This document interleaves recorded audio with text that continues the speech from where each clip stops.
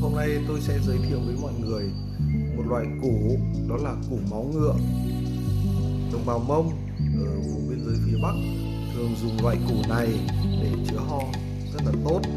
Đây, chúng ta có thể nhìn đây, chúng ta có thể xem củ này thì đây, chúng ta nhìn đây, củ máu ngựa đây, một củ đây, đây chúng ta thấy củ thứ hai đây, trông nó giống nữa. Thầy cho con, bé yên lặng nhé. Đây củ máu ngựa đây, củ máu ngựa đây, củ máu ngựa của bố đây, chúng ta thấy đây là những cái củ máu ngựa nhé. Đấy,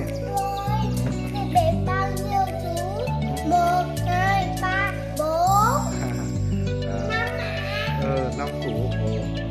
Đây thì chúng ta thấy đây cái củ máu ngựa đây thì trông nó giống như cái máu ngựa, giống như cái máu ngựa nhé. Cái củ này thì người ta nói đồng bào Mông thì sử dụng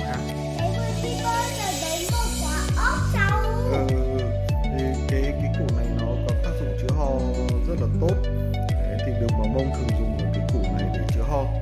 Có hai loại củ, còn có một loại củ màu đỏ thì tác dụng nó có vẻ tốt hơn, nhưng mà củ này là củ màu đỏ thì nó hiếm, chúng ta chỉ có cái củ màu nâu bình thường như thế này thôi. Cái củ này thì thì nó ở vùng biên giới phía Bắc, nhất là ở khu vực Vị Xuyên.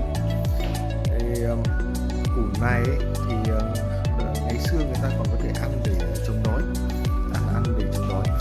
Tuy nhiên thì cái tác dụng mà người ta hay dùng nhất là cái củ này để chữa ho. Thì củ này chữa ho bằng cách nào? Củ này chữa ho thì có hai cách. Một là dùng tươi, hai là dùng khô. Nếu mà dùng tươi thì nguyên cả cái củ này thì người ta cắt thành những lát nhỏ, sau đó thì sắc với nước giống như là chúng ta pha trà và uống khi nào ho, tác dụng giảm ho long đờm.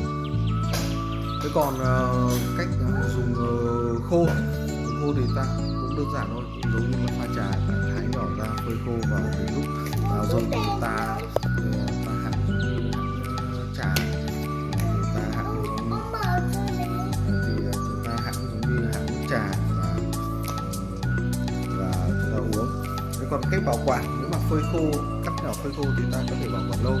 Còn nếu mà để củ tươi như này thì chúng ta cần phải vùi vào trong cát ẩm và để cho mát, thì cái để người ta nói là có thể để được rất lâu.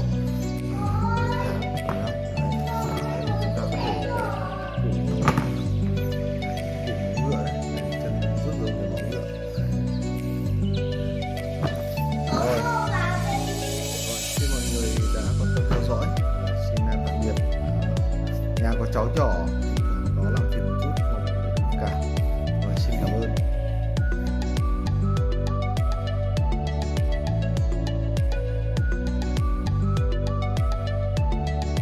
Đây là cái củ ngựa này, thái ra thì nó màu như này. Củ máu ngựa thì chúng ta thái ra thì nó như này, không giống như cái củ khoai.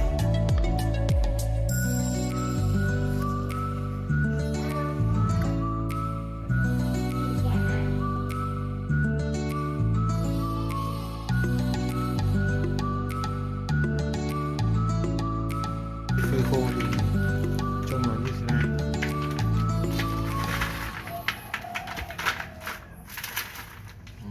Khi dùng thì chúng ta cũng sắc nước giống như hãm chè.